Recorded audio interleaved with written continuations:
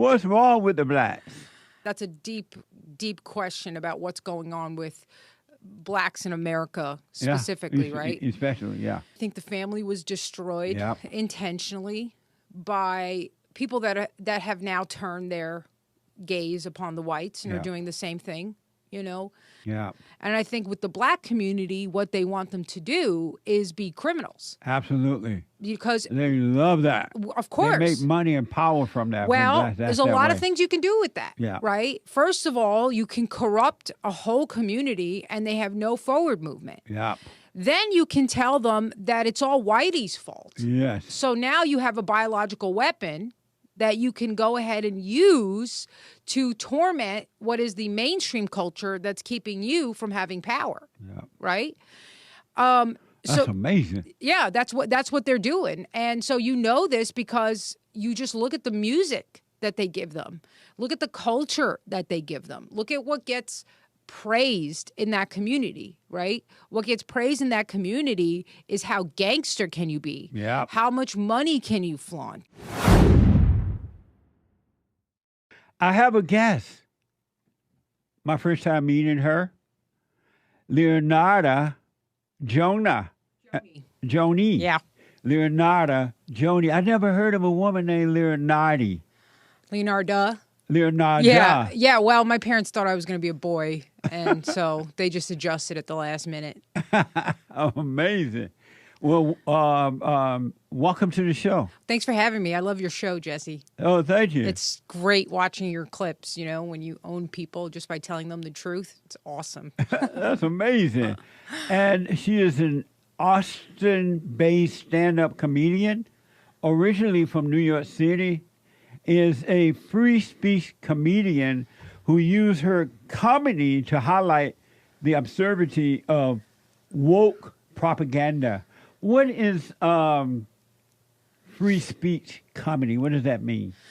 Well, basically, it means saying all the things that the establishment doesn't want you to say, you know. So anything that goes against the quote-unquote progressive movement is considered offensive, and you are cancelable for that. Nobody's supposed to talk about those things. So to me, free speech is saying all the things that everybody gets upset at you for. Otherwise, you know, why do we have free speech? I don't understand that.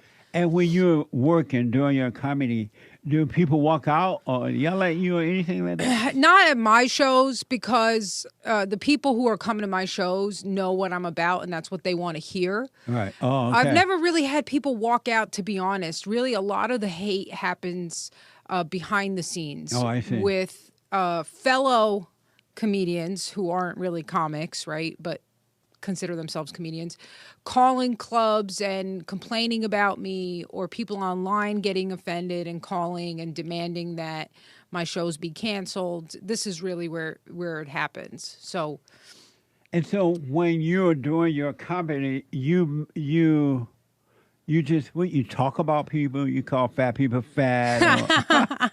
You know, some people would say that what I do is just talk like somebody from 30 or 40 years ago. Right? All the stuff that we used to all know and admit, but now we've all agreed to deny for the sake of somebody else's feelings, right? This false compassion that we're supposed to have. Yes. And you say that you mentioned your boyfriend. Fiance. Yes. When are you getting married? In October. Really? Yes. Of this year? Yes. What? Yes. He's a great guy. And what's great about him? Lots of things. You know, he's very masculine, which I like. It allows me to be a woman. You know, that was one of the things I really appreciated about him. He, even before we started dating, he would open doors for me, take me out to eat. If I try to pay for something, he would just kind of be like, what are you doing? You know, which I really like, not because I want to take advantage of somebody for their money, but it makes you feel taken care of. Right. There's something very primal about it. And it also shows the level of seriousness that they take you. You know, it's like, hey, I don't want you to ever feel like I don't have your back, you know. Amazing. And he's very respectful. He's also hilarious. He's very funny. So. Is he a comedian? Yes. Oh, he is? Yes. What? Really? Yeah. And do you obey him? Well, yeah, actually, yeah. Yeah, I mean, I'm still a modern woman, Jesse, so, but I do put up some fights and stuff, but ultimately, if he's like yesterday, I wanted to go get some food somewhere, and we start going, then he goes, you know what, this isn't a good idea because of everything that's going on right now. We don't want to be in this part of town. Right. So, of course, I pouted for exactly 30 seconds, and then he was like, sometimes you just have to let me decide, and I'm like, yeah, no, I know. And I prefer that, because Absolutely. I've been in relationships where I have to lead because the man is totally incompetent. And you're like, yeah, this isn't going to work out. You know, it's not going to work out. And which do you prefer, alpha male or beta male? Come on now, Jesse. What kind of question is that? If he's a beta male, I'm going to eat him alive. Yep. Amazing. Yeah. I've noticed that there is a difference between the mindset of men as opposed to the mindset of women. Have you noticed the difference between the two? In which respects? Men tend to be more logical about things. Well, not beta male. Beta males think beta like males women. are very emotional. Yeah, they think like women. They have the mother's mindset. You're right. Logical. Yeah, women are more feeling. And I'm a little bit of an anomaly because I was a logic teacher for quite a long time, actually, about 15 years. And Right. I have both kind of aspects, right? But I do think women have a more emotional nature.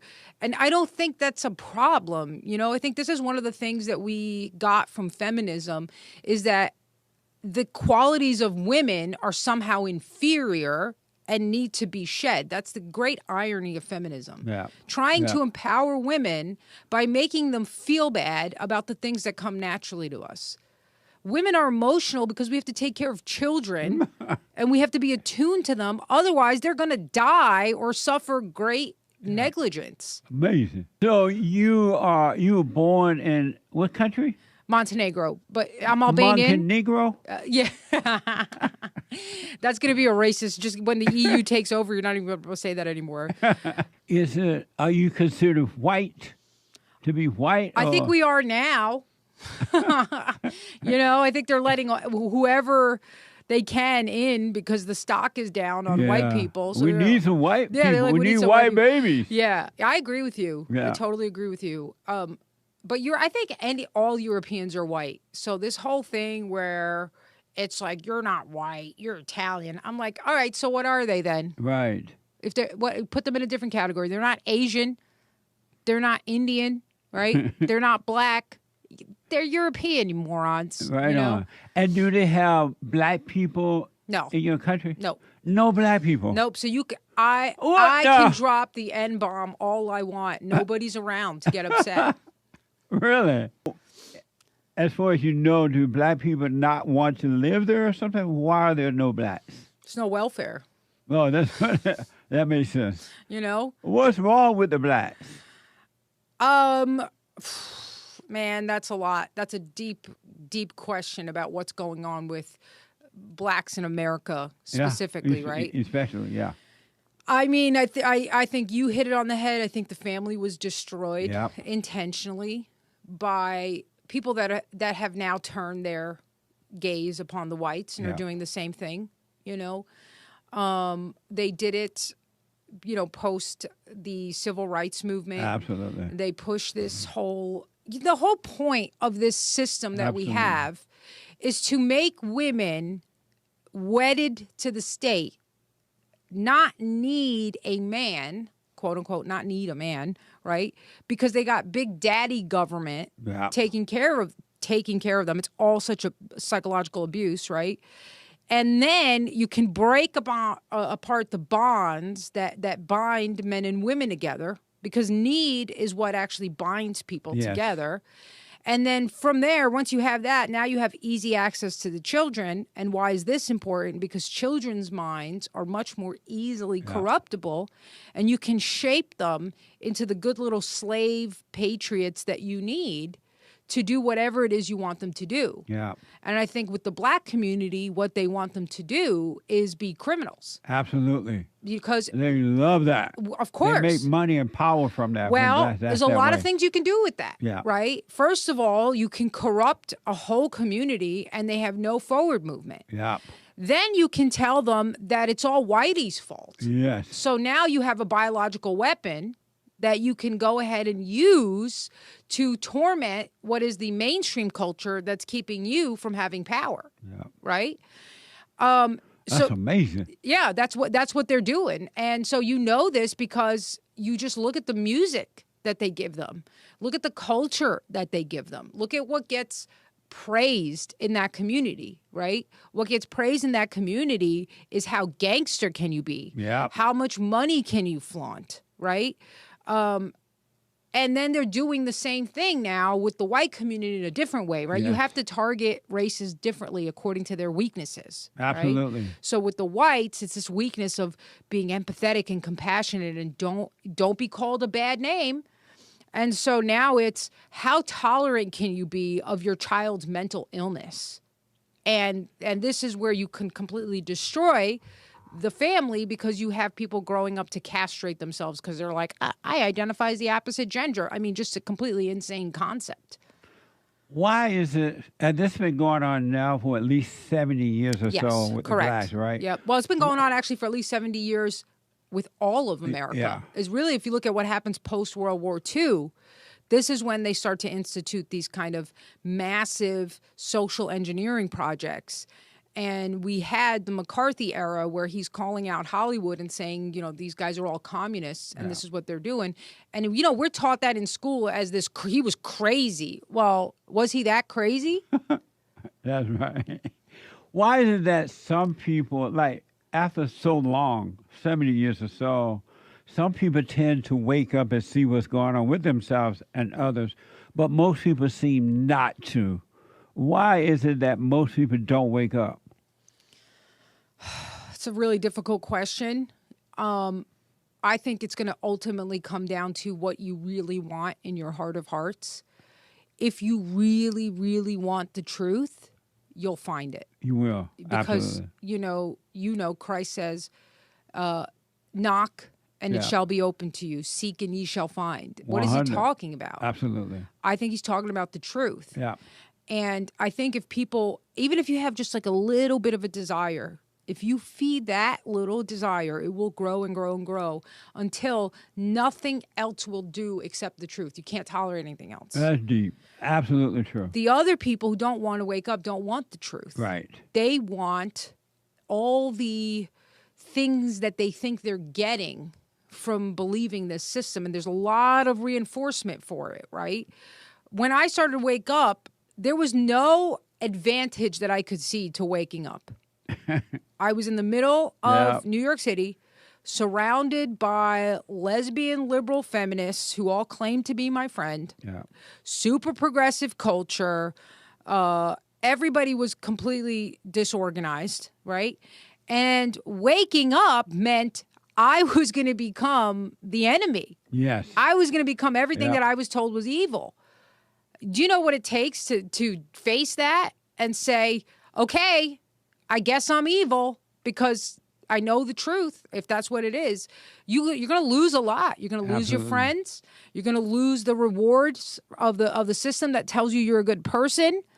You're going to lose this sort of comfort that you get from thinking you're on the right side because, at least the mainstream agrees with you. Then there's all the perks. If you're a victim constantly, then none of it's your fault. A lot of free stuff and nothing is your fault. Absolutely. Nothing's your fault. Yeah. But the issue is that's a prison. That's a lie. Yeah. All you ever are going to feel like in that world is an incompetent slave. Yeah. And you never know your own abilities, what you're capable of. And really, you never know the truth, to me, which is God. And there's nothing that you could give someone on a material level that could ever compete with that. But people don't know that. Absolutely. Wow. That's amazing. Amazing.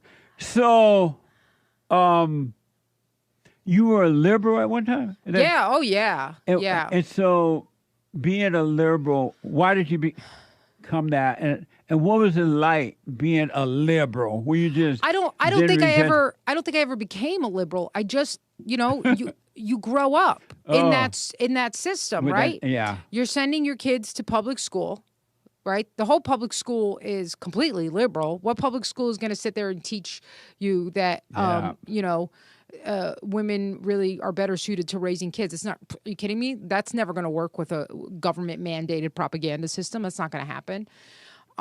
You're in these schools that are telling you this. I'm a woman.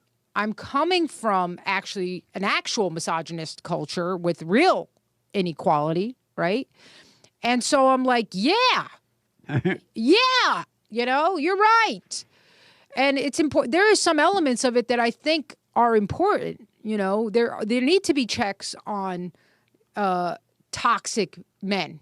And I'm not talking about the toxic men that they want us to believe. I know what you mean. You know what I mean? No, I totally men know who what you really do abuse their power. Yeah. Men who don't know how to protect and care for women. This is a real problem in a system that is lopsided the other way, Yes. right? So if liberalism was a total lie, they would never have any power. They are talking about things that are real, Yeah. but they go too far the other way. And so were you like a proud liberal? You're like, I'm liberal. I know I'm liberal. No, because and- it wasn't that way. Oh. This new thing that we have now where everything is super political and everybody's got to, announce what they are. This is new. This is Absolutely. like 2016, 2017. Sure is. Before that, you just That's amazing. you just had your beliefs and you were what you were, and you generally thought the Republicans were racist, right? You Yes. generally thought that, but you didn't hate them. When I was a Democrat, and I became a Democrat when I moved out here to L.A., because when I was growing up, most black people were Republican. But when I moved to L.A., I became a Democrat, and I literally thought white people were holding me back. I thought that they were racist. I believed the lie that came from Jesse Jackson and Louis Farrakhan. Right, and all the people. race baiters. Yeah, at that time I was 18, so I thought they were true leaders. I didn't know they were leading me right to hell. Yep. Or to your own destruction. Because, what kind of a message is that to you as an 18-year-old? Yeah, that's You have right. no power. I know. You're incompetent. Everything's everybody else's fault. If everything is everybody else's fault, then there's nothing you can do about it. I was doing better when I was in Alabama picking cotton.